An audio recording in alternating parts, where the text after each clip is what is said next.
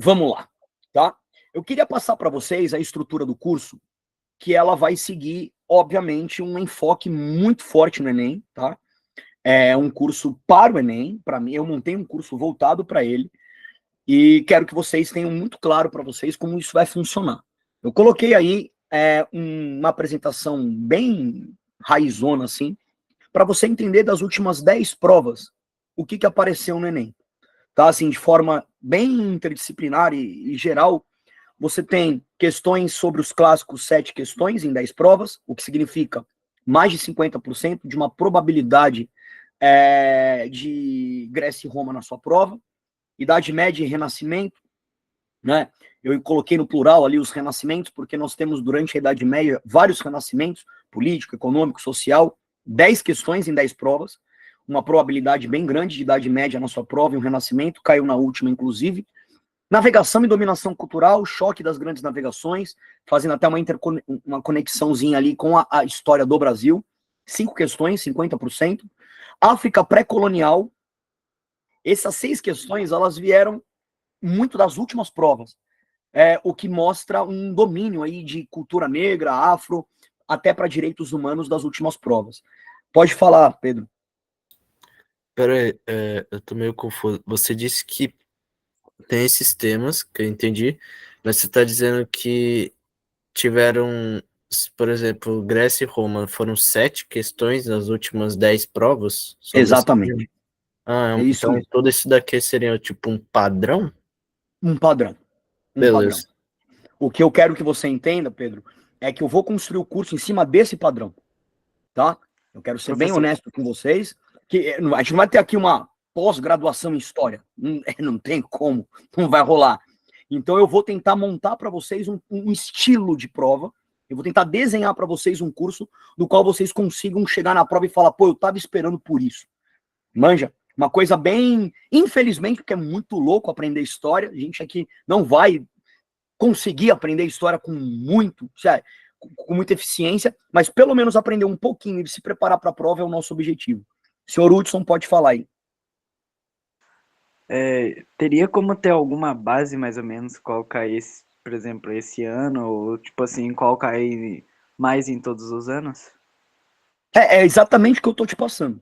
É um padrão. Se eu soubesse o que vai cair esse ano, eu não estaria aqui. Eu com certeza estaria bem rico, né? Eu usaria toda a minha premonição para, sei lá, não sei.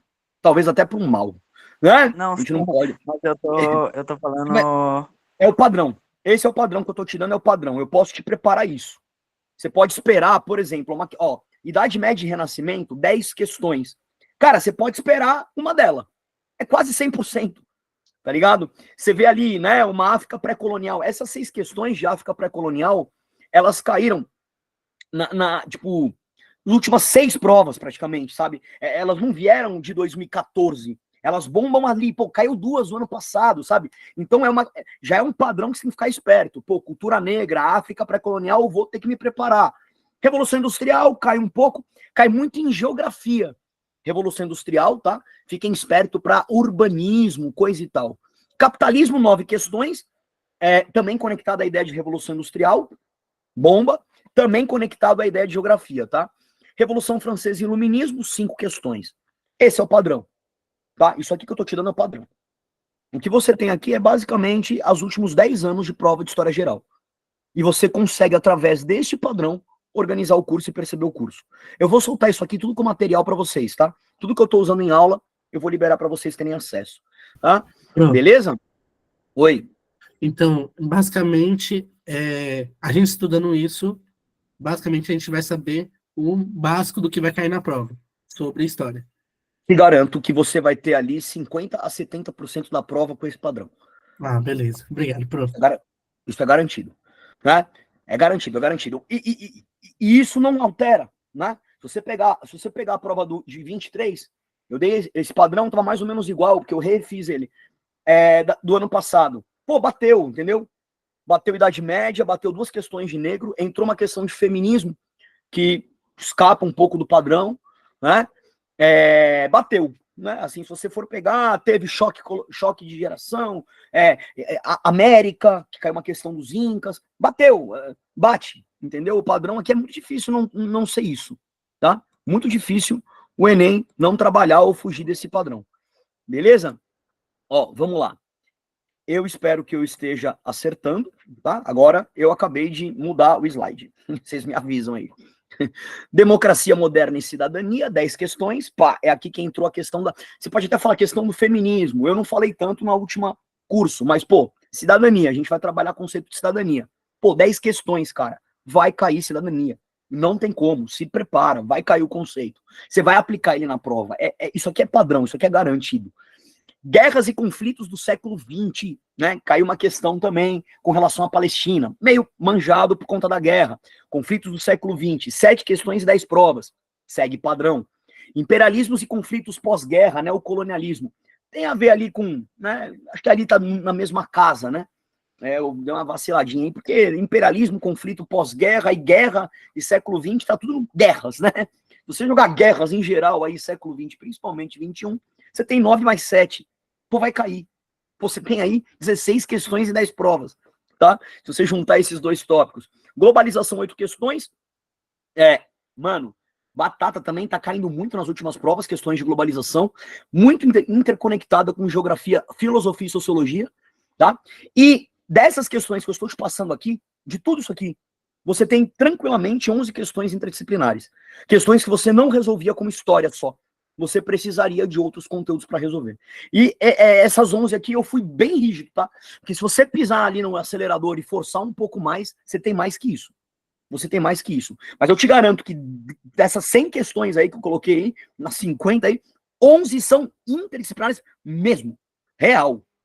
Não precisa de história. Manja?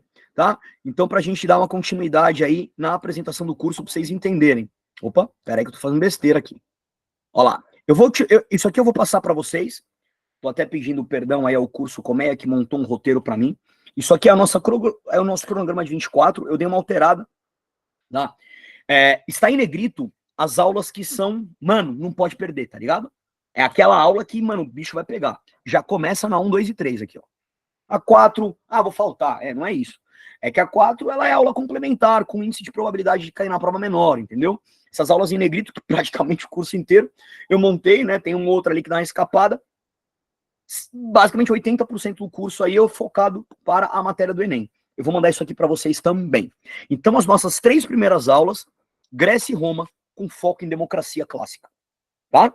E aqui você já vai se preparar, para 3 coisas. Primeiro, uma questão diretamente da Grécia e Roma clássica. Segundo, democracia como um conceito aberto para você aplicar em iluminismo, você aplicar aí ao longo do curso de história. E terceiro, redação, né, cara? Aplicar em redação.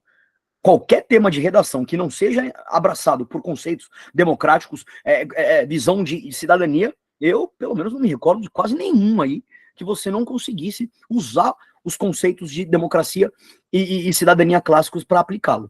Beleza? Então, presta atenção muito nesse começo do nosso curso aí. Beleza? E para terminar, eu coloquei aqui um ralo, né, uma lousinha de banquinha, tá?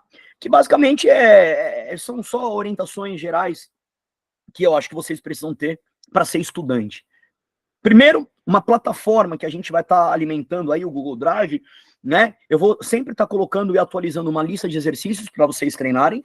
Geralmente, não do Enem, eu vou dar Enem também, mas fora do Enem também. Estilo Enem de ser, tá? Eu vou adicionar na plataforma também os slides das aulas e textos de apoio / material que vocês têm de apoio, que é muito bacana, eu já dei uma lida. Beleza? Nas minhas aulas, pessoal, usem caderno, façam seu próprio livro, usem suas próprias anotações, tá? Se o Brasil, ele tem vários problemas educacionais, mas é uma coisa que eu carrego como bandeira minha. Eu acho que o pior problema do Brasil educacional, eu dou aula há 20 anos, é porque a gente não tem estudante. No Brasil falta estudante. Eu tô cheio de aluno, velho. Aluno eu tô cheio, tem um monte. Mas estudante eu conto no dedinho. E estudante, mano, rala. Estudante vai além. Ele não vai aprender história em 40 minutos, ele vai aprender história ao longo da vida. Estudante vai pegar a matéria, vai sair daqui e vai pra cima, velho. E vai ler livro, ver filme, e vai além. faz o próprio livro, faz a própria anotação, entende, vira de ponta cabeça. O cara não para de estudar, entendeu? O aluno vê 40 minutos de aula. O estudante pratica esses 40 minutos ao longo da vida, tá? Segue a vida, né? Assistam as aulas completas, tentem não perder a engrenagem, eu até repliquei ali a informação, uma aula leva a outra, principalmente nesses blocos, que são aula 1, 2 e 3, eu vou estar sempre resgatando uma aula passada. Geralmente a última aula é a aula de exercício, eu vou sempre pegar 2, 3 exercícios do Enem aqui e desconstruir ele com vocês, para vocês verem como se entende, como se ganha a experiência de exercício. Se você não vê a aula, você não sabe como que você vai desmembrar o exercício comigo. Leiam bastante os textos, assistam a aula completa, faça essa relação de aula híbrida, né? Sai aqui um pouco do universo da tecnologia e abre aí, né, o papelzinho. Não perca a engrenagem e, obviamente, eu confio em vocês muito. E o curso Colmeia mais ainda. Vamos começar. Beleza? Espero que vocês tenham entendido aí o que a gente vai fazer, né? Agora vai. Tá? Bora. Vou começar leve, hein? Vou começar leve. O primeiro bloco, portanto, é Grécia, Roma, democracia e cidadania. Vamos começar aqui. Primeira aulinha, né? Tipo, escreve aí, redação das férias, né? Apresente-se, né? Aquela aula leve pra gente ficar de boa. Ó, vamos começar a falar sobre Grécia. Tá? Eu coloquei a Grécia primeiro. Depois a gente vai fazer pré-história. Vamos focar já no filé mignon, no que vai cair. Tá? Grécia. Então vamos lá. A gente vai estudar a Grécia clássica. Quando a gente fala em Grécia clássica, a gente fala em Grécia antiga. Tá? Ninguém vai estudar a Grécia hoje. Lá. Legal, bacana, tá, mas não é agora. Tá? Grécia clássica. Tá? Depois a gente vai trabalhar com linha histórica, tudo mais. Vamos usar um pouco hoje o imaginário. Beleza? Por que a Grécia é tão importante? Porque a Grécia é chamada lá de berço da cultura europeia e cultura ocidental, né? Nós, portugueses, né, filhos de portugueses, culturalmente falando, colonizados por eles, e Portugal colonizado pela Grécia, culturalmente falando, né? Então a gente é descendente de valores gregos e coisa e tal, e não é à toa que a Grécia ela é exigida na tua prova, sobretudo no principal valor que eles têm, que é o valor político, tá? Agora, para entender a Grécia, e principalmente entender o valor político que a gente é herdado dela, é importante a gente voltar naquilo que eles construíram enquanto pensamento. E o pensamento grego é mitológico. Tá? Então a gente vai começar hoje com a mitologia grega, que eu sempre começo com ela. Eu tenho várias opções, mas eu gosto dessa porque, sei lá, eu quero. Né? Então, é aqui. Isso aqui é o foco, né? Para a gente interpretar o pensamento clássico e, ao mesmo tempo, extrair desse pensamento clássico os valores que os gregos vão levar para instituir a organização política social deles e que eles vão emprestar ao mundo e, obviamente, para você. E você vai ter que levar isso para a prova. Beleza? A gente usa aqui o termo cosmogênese, tá? Esse termo cosmogênese que está nesse slide, esse slide é como se fosse uma lousa vazia, né? Ele tem ali 2, 3 conceitos, depois a gente vai eu vou preencher isso aqui com vocês e a gente, de certa forma, vai fazendo isso aula a aula. Tá? Imagina essa aula como a primeira. Por isso que esse slide está vazio. Na próxima aula eu já vou entrar com ele cheio. Que é para a gente resgatar e a gente vai fazendo isso ao longo das aulas, certo? Vamos lá. O que é cosmogênese? Cosmos, né, vem basicamente lembra de cosmético, algo belo, harmônico, lindo, perfeito. É o ordenamento do mundo. Gênese, o início. Uma força inicial que ordenou o mundo. Cara, isso não é novidade, imagino eu, para ninguém. Mas todos os povos clássicos, todos os povos antigos, e você, inclusive, na modernidade, se pergunta por que o mundo é harmônico. O professor de física acabou de sair daqui. O que você acha que ele estava fazendo? Tentando interpretar a beleza da natureza. O cara estava aqui criando uma série de regras matemáticas que te parece perfeita. 1 mais 1 igual a 2, ele é eterno, ele é belo, ele é indiscutível, ele carrega princípios e valores divinos, porque a matemática é um deus, né? Sobretudo para os gregos, e este Deus interpreta a natureza. Ou seja, eu vou explicar para você como acontece o movimento, a aceleração de um mecanismo, de um fenômeno da natureza, a partir de Deus, né? A partir de uma ordem, e isso é belo, porque é lindo você saber o quanto vale, o quanto custa, o quanto pesa, o quanto é a aceleração de um elemento na natureza daqui e ali. O homem faz isso desde a Grécia. Ele olha para a natureza e fala, brother, da onde veio essa harmonia? Como eu entendo essa beleza, que é eu soltar uma pedra e ela cair? Eu vou calcular essa parada. Eu vou tentar interpretar essa parada. Eu quero saber o início. Eu quero saber a origem. Cosmogênese é isso. Na verdade, não é bem isso. Porque a cosmogênese é isso sem usar a física. Sem usar a razão. É usando a fé. É usando o mito. É usando a inventividade, a criatividade humana para dar sentido a essas leis. Para dar sentido a essas regras. Senhor Pedro, levantou a mão. Pode mandar bala. Então, a cosmogênese seria a análise das coisas que tem em volta da gente, reflexão, seria tipo isso? Vamos lá. Sem usar a reflexão. Usando a fé. Dá para entender? Análise das coisas do universo, tendo com base a fé? Usando a fé. É como se a física fosse Deus e não um princípio matemático. Senhora Maria, eu tô lendo aqui as mensagens, eu vi aqui, saiu a religião. Cara, eu não queria entrar nesse assunto, mas não. Religião é outra coisa. Se você for para o conceito de religião mesmo, a religião, ela é uma cosmogênese, tá? Ela é cosmogênese. Mas ela tá relacionada a profetas. Jesuses, Abraãos, Moiséses, Maomés. A religião, ela tem personagens históricos relacionados ao princípio da fé. Tá? Aqui não. Você não tem nenhum profeta que abriu o Mar Vermelho em nome de Apolo.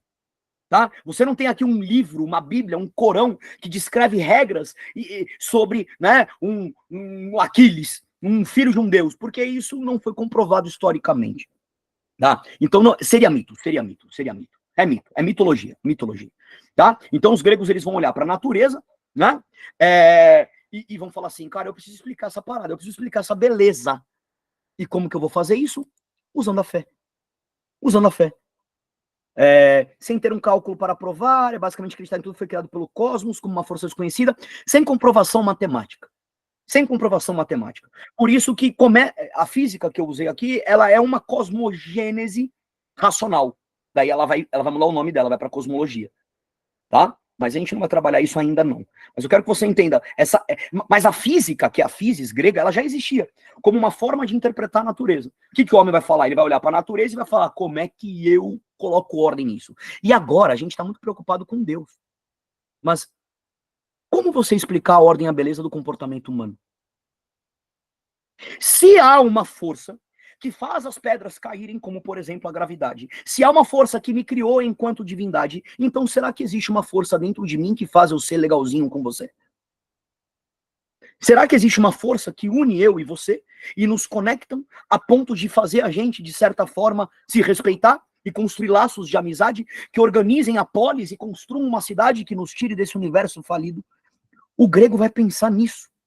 Porque ele não vai ver beleza apenas no mundo e na natureza. Ele vai ver beleza no homem. Dá para entender? Ele vai ver beleza na estrutura da sociedade. E ele vai precisar interpretar essa beleza. E essa beleza não vai vir em forma de uma lei física. Vai vir em forma de um documento, de uma lei, de um direito humano. Dá para entender? Esses caras vão construir uma carta de regras. Esses caras, a partir da fé, que existe uma beleza em um ordenamento que organiza o mundo, então esse ordenamento também organiza a nossa relação enquanto homens, o que os gregos chamam de virtude, o que os gregos chamam de comportamento belo, de excelência, que é a nossa capacidade de ser bom. Né? Então o que eles vão querer fazer? Eles vão querer construir um mito para explicar por que eu tenho que ser bom.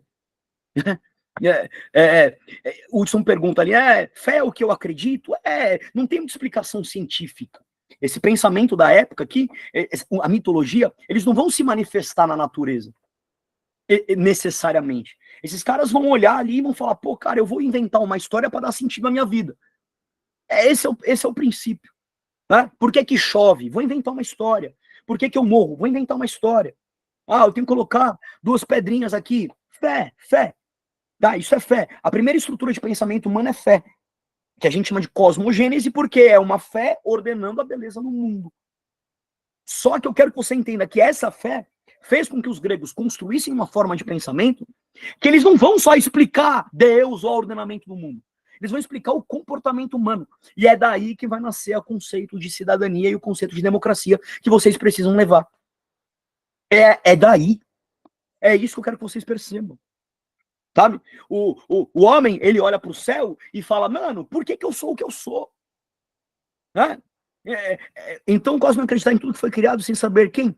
Na verdade, o Cosmo é a beleza do mundo. É a beleza, é um mundo belo. E aí você vai criar uma história para explicar porque o mundo é belo. Vou dar um exemplo. Vou adiantar 3 aulas. Pré-história, tio. O que o cara fazia na pré-história? O que um brother fazia no Paleolítico? Caçava. Eu vou acelerar a parada. O cara caça. Galera, você acha que ele caça de dia ou de noite? Dia. Por quê? Porque à noite ele tinha chances maiores de morrer. Sim, animal do mal, frio. Os caras não têm ar quente, a temperatura da Terra era grande, à noite o cara não enxerga, não tem luz. Então o que o cara fala? Ele olha pra natureza e fala assim, brother, cara, caçar à noite é muito ruim. E caçar de dia é da hora. Dia bom, noite ruim. Isso é belo. Isso é cosmos. Isso é harmônico. Tem que ter uma lei na natureza que dá sentido a isso. Eu vou investigar a natureza para tentar entender por que o dia é bom e a noite é ruim. O homem consegue fazer isso racionalmente? Não, ele vai fazer isso com fé. Então o que ele vai fazer? Ele vai olhar para alguma coisa que tem de dia que não tem à noite. O que tem de dia que não tem na noite? O sol. O cara fica olhando lá, pô, sol. Então o sol condiciona o dia. O sol morre e não tem noite. Aí o cara começa a falar, pô, o sol nasce, cresce, envelhece e morre, nasce, cresce, envelhece e morre, nasce, cresce, envelhece e morre. Ó, que legal. Se o sol morre toda noite, mas nasce de dia, o sol é imortal.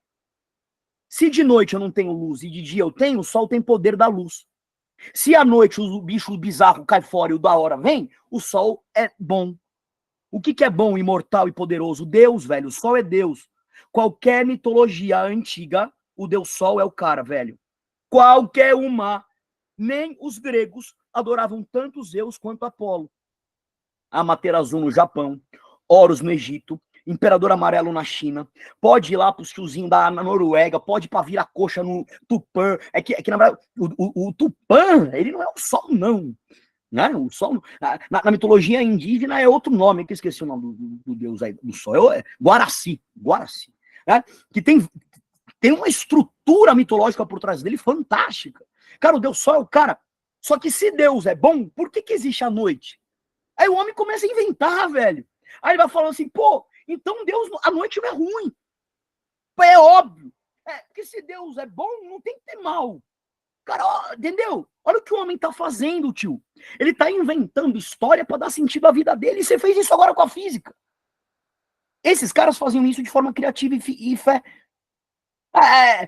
Cara, então se a noite é boa, o que eu vou fazer à noite? Procurar Deus. Aonde está Deus à noite?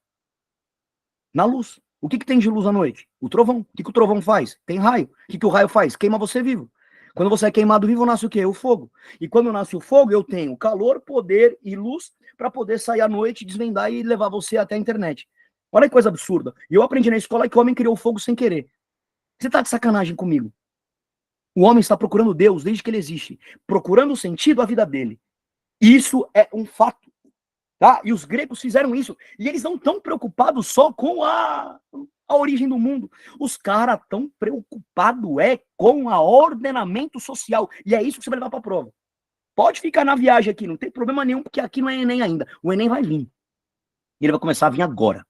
Mito de Prometeu e Epimeteu. Ah, que mito delícia, que animal. Eu vou contar voando. Zeus tava lá no Olimpo. Lá. Aí, beleza. Aí Zeus fala assim, cara, todos os deuses, os titãs, acorrentados e coisa e tal. Cara, esses caras, os deuses e os titãs, eles já tinham funções. Eles já tinham feito o que tinham que fazer. Só tinha 2 titãzinhos que eram criados porque eles eram inferiores mentalmente, tipo titã bebê. Tá? E esses caras não tinham influência nenhuma sobre a criação do mundo dos deuses. O Olimpo, por exemplo. O Zeus virou para ele, sempre aconselhado pelo deus Sol Apolo, e fala assim, cara, eu vou chamar esses 2 moleques aí, esses 2 titãs criança, e vou dar uma missão para esses brother. Falar, Prometeu e Epimeteu, que eram irmãos. Gêmeos, dá a entender. Ô, molecada, vem pra cá e vocês vão criar alguma coisa. Vamos fazer algo da vida porque vocês não estão fazendo nada. Prometeu e Epimeteu receberam de Zeus uma caixa mágica. Essa caixa mágica continha uma lama. Homens nascendo da lama não é novidade nenhuma. Tá? Zero novidade na mitologia antiga. Tá? Então, o que esses moleques fizeram? Pegaram a lama, vieram para um lugar aleatório, terra, e começaram a fazer seres de lama. O Epimeteu, ele era um cara mais criativo, ele era um cara mais doidão. Ele começou a fazer uns bichos gigantes, ele começou a fazer uns caras de rabo, dente, né? O Epimeteu, na verdade, criou os animais, né? Certo, beleza? O Prometeu, ele olhou pra água, né? E falou, nossa, como eu sou lindo, né? Tipo, eu vou fazer um monte de eu, né? E aí o Prometeu começou a fazer toda a imagem e semelhança dele. Homens, a imagem e semelhança de Deus, nenhuma novidade, tá? Então ele começa lá, eu vou fazer um monte de mim, né? Terminou todo mundo, eles gastaram a lama cósmica, olharam pro lado e falaram assim, oi, Epimeteu, que bicho bizarro que você fez. E o Epimeteu fala, mano, grandes coisas, o seu parece você, né? Eles começaram a bater, discutir, falar, pô, beleza. Zeus chamou os dois. Aí ele, Zeus, tá aqui, ó, a nossa criação que da hora. Zeus olhou e falou, grandes coisas, toma na caixa nova. Taca ali caixa nova pra duplinha aí. O que tem nessa caixa? Essa caixa tem qualidades e poderes. Vocês vão distribuir esses poderes para as suas criações. Só que não são poderes iguais. A lama era igual, ela fazia o bicho. Agora tem características diferentes. Tipo, aqui tem se camuflar na floresta. E aqui tem voar. Vocês vão distribuir como vocês quiserem. Tá? Então vamos lá. Zeus entregou uma caixa de lama cósmica para os deuses. Eles criaram um monte de seres. Epimeteu criou os animais. Prometeu criou os homens. E aí o que aconteceu? Zeus dá a eles uma nova caixa. Essa nova caixa tem características, poderes. Eles vão aplicar esses poderes lá. Fala, senhor Pedro.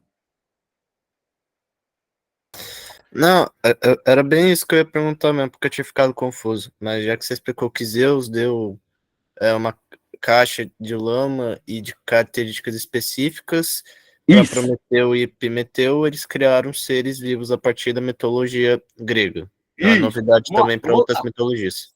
Então fechou, vamos lá. Eu tô acelerando demais. Assim. Oi. Aí a geral tá falando no chat também que se deu uma perdida. Eu vou retomar a história. Vamos lá. Vamos voltar. Zeus vai criar o mundo dos homens, vai. Vamos falar real, né? Ele chama 2 titãs, que não tem muita influência sobre o mundo dos deuses, tá? E vai entregar a esses titãs uma caixa mágica. Essa caixa contém uma lama especial. Esses caras, os titãs, eles vão pegar a lama. Vamos lá de novo. O que o cosmos tem a ver com mito? Na verdade, o mito é para explicar o cosmos. Cara, cosmos é a beleza do mundo. Eles querem explicar por que o mundo é como ele é. Eles olham para o mundo e falam, cara, vou criar um mito para explicar porque o mundo é assim. Por exemplo, como é que você vai explicar que existe um animal diferente de um humano? Você entendeu? O que o grego tá fazendo? Ele tá inventando uma história, velho.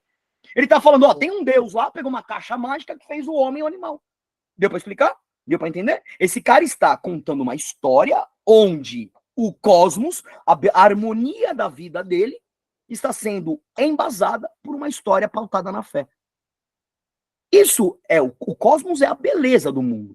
O mito é a invenção do homem para dar sentido a essa beleza. Beleza do mundo não é concepção estética, pessoal, é funcionamento.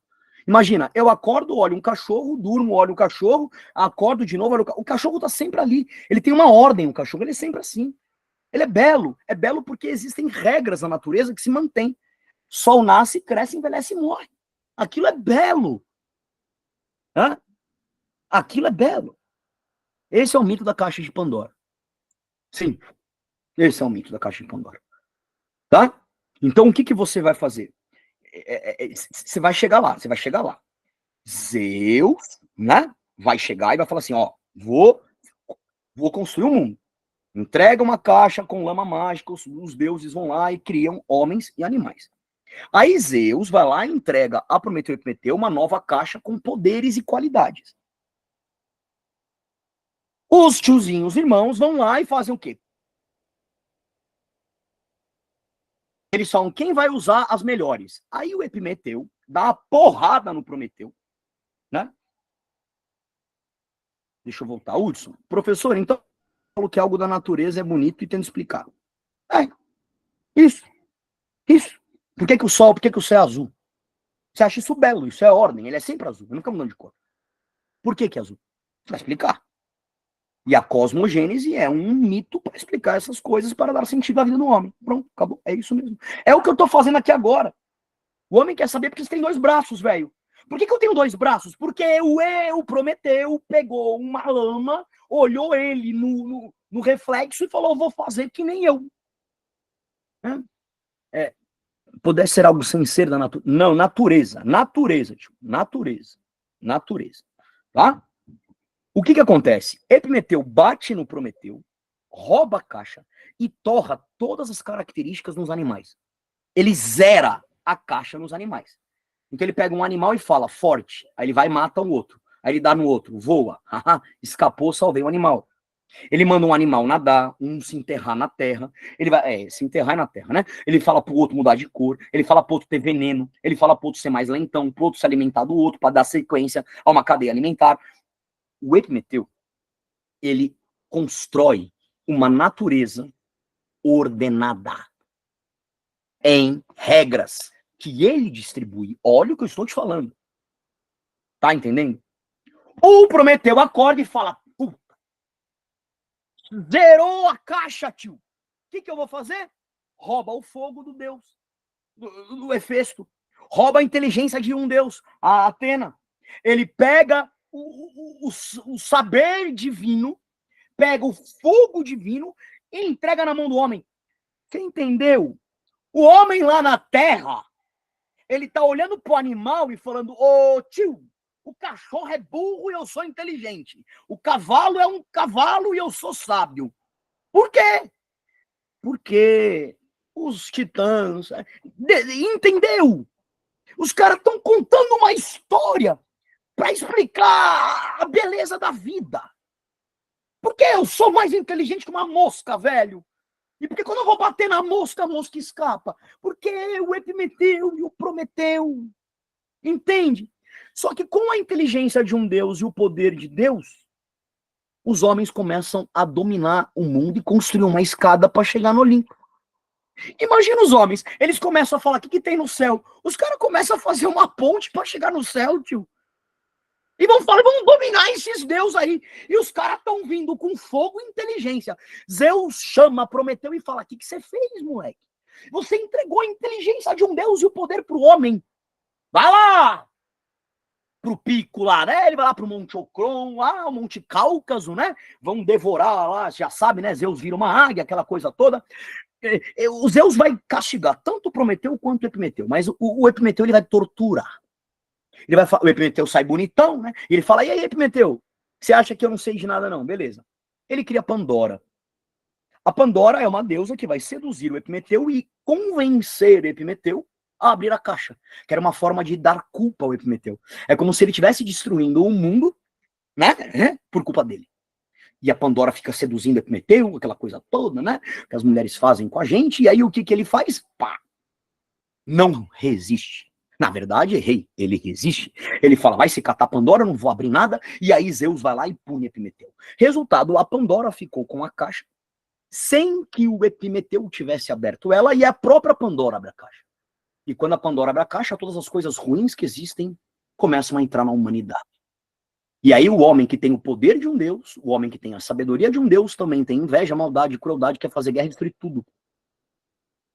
Você tá entendendo que eu tô te explicando quem é o homem? Você se ligou que agora a gente chegou num nível de cosmogênese aonde os gregos estão inventando uma história para dar sentido em quem você é, velho. Você é um cara inteligente, você é um cara que é capaz de transformar a natureza com sua sabedoria e seu poder, mas você é mau. Só que o homem mau, ele começa a fazer muita coisa ruim. Eu já dou a palavra só para terminar a ideia. E ele começa a fazer muita coisa ruim, irmão. E aí faz tanta coisa ruim que o Zeus sádico começa a gargalhar e falar, isso aí, que morram os homens, a criação horrenda do Prometeu. E aí o Apolo do lado fala assim, tio, vamos falar a real aí. Eu gostei desses homens, cara, os caras são da hora. É o Apolo que salva vocês, ele é o sol. Ele vira pro Zeus e fala, mano, vamos salvar os homens. E Zeus fala, como é que eu vou salvar os homens se eles são inteligentes? Se eles têm poder? Mas calma. Se eu tirar a maldade deles, Se eu tirar o que é de ruim de um homem, ele fica muito poderoso. E se eu deixar o ruim nele, ele se mata. Como que eu resolvo a parada? Se o homem, ele tem a maldade, o poder de um Deus e a sabedoria. Já dou a palavra, seu Pedro, rapidinho. Se eu tiro a maldade, ele é um Deus. Não pode. Se eu tiro a divindade dele, ele morre. E ele vai morrer. Se eu deixar a maldade, ele morre. O que eu faço? Apolo. O que eu entrego ao homem? Política. O que eu entrego ao homem? Democracia. O ethos grego. Olha o que está no slide. O ethos é o espírito da ética. Todo grego acredita que ele é mau, sábio, poderoso e nasceu com uma centelha divina dentro dele que dá a ele uma condição de conviver com outros homens. Sem nunca chegar em Deus, ele não vai chegar em Deus e também não vai se destruir. É como se fosse o equilíbrio, a justiça, a lei, sabe assim, é como se tivesse uma regra que ordenasse, olha o cosmos, a beleza da vida do homem. Qual é a beleza da vida do homem? Ele ser sábio, mas nunca chegar em Deus. Qual é a beleza da vida do homem? Ele ser mau e nunca se matar. Isso é belo! E por que isso é belo? Porque Apolo entrega aos homens uma última caixa. E o homem, por ter a maldade e por ter o poder, também vai ter agora o ethos, a ética grega, a virtude, a capacidade de conviver com a maldade e com o poder em público, em coletividade. Como Aristóteles dizia, o homem é um animal político. Nós nascemos para conviver, nós nascemos para abrir mão de nossas mesquinharias e abrir mão da nossa essência má pela cidade, pela polis, pelo amor à polis. Nada mais grego do que isso, cara. Nada mais grego do que isso. Em reconhecer a maldade humana a partir de uma carta de direitos que vai me regrar na cidade. Não tem como fugir disso. Semana que vem a gente vai fazer exercício do Enem. Eu vou te mostrar que com essa porcariazinha de aula de mito de Prometeu, você resolve 3 questões. Só no espírito grego de ser. Só no ethos, transbordando pela mente e pelo corpo de um grego, que sabe que ele nunca será Deus, que ele nunca será também a destruição em pessoa. Porque ele é regido por uma ética, por um senso de justiça, que é divino. Por isso que não é física. Por isso que não é matemática. É divino, é fé. O grego tem fé que dentro dele existe uma ordem. Agora sim, senhor Pedro, você deve estar com a mão já um pouco cansada. Pode falar. Eu só fiquei com dúvida na parte. É porque assim, eu lembro que você falou na parte que o Prometeu deu poder, conhecimento de deuses aos homens e eles começaram a dominar o mundo. Eu só fiquei confuso o que veio depois disso. Foi a abertura da caixa de Pandora? Isso. Os homens poderosos vão tentar dominar o mundo dos deuses. Certo. E aí Zeus joga Pandora com uma caixa do mal para ela abrir a caixa e dá ao homem todo tipo de coisa ruim para o homem se destruir. Só que aí o homem, quando ele começa a se destruir, Zeus e Apolo ficam com dó. E daí Entendeu? Apolo dá a política e a Bom, ética para os homens? Viu? Perfeito. Você entendeu o que é o homem para os gregos? Sim. Um homem poderoso como um deus, mau, mas que tem noção do equilíbrio da ética e da justiça. Então ele vai ter que ter uma noção de quanto usar o poder, uma noção de quanto usar a maldade. É o equilíbrio, a justiça e a política humana. O cara está explicando o mundo a partir de um mito. Tudo bem, pessoal? Professor. Tudo bem? Manda bala, pode perguntar para a gente terminar, que eu passei aí. Então a lição do mito de Pandora basicamente é fazer que o mal que não pode ser desfeito, alguma coisa tipo. Você é mau, acabou. E você é inteligente, acabou. Mas você também é justo.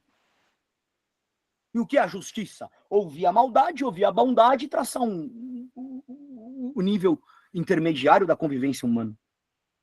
Você tem que entender que quando o meio que você vive que te faz o seu estilo, não sei. você acha que os gregos criaram a democracia à toa? Não. Você acha que os caras acordaram e falaram, vamos fazer um governo aqui? Que a gente debate Não. sobre a maldade humana até que... Dá pra entender? Vamos ouvir todo mundo? E não um faraó que é descendente de Osíris? Todo mundo é igual, irmão. Todo mundo tem direitos aqui, tio. Por que você sabe mais justiça que eu? Se quando os deuses criaram os homens, todos receberam justiça. Por quê? Por que que... Dá pra entender? Por que você acha que é só na Grécia que os modelos políticos não concentraram o poder nas mãos de um homem? Porque todos os homens são iguais perante a lei. Tudo bem? Pessoal, Obrigado. a aula é uma engrenagem. A gente tem um bloco de 3 aulas. Você só vai ficar assim, ó, uau, na terceira aula. A terceira aula eu te prometo que isso aqui faz sentido pro Enem. Eu falei que a aula de hoje, ela é... né? Perdão por qualquer coisa, muito obrigado. Foi um prazerzaço estar aqui com vocês, tá? E até a semana que vem. Agradeço aí os corações que estão passando pela minha tela e todos os obrigados e agradecimentos do chat. Eu não consigo responder todos. Valeu, vou dar um tempo para vocês tomarem uma água aí e não atrapalhar o próximo professor. Incrível. Que essa aula Valeu, galera. Obrigado. nas Camila. próximas. Obrigada, professor. Até. Valeu, prof. Valeu, galera. Boa Valeu, semana. Obrigada, professor. Excelente aula, hein? Topzão, hein? Valeu, Deus abençoe. Brasil. Obrigadão, galera. Boa semana. Valeu. Obrigado.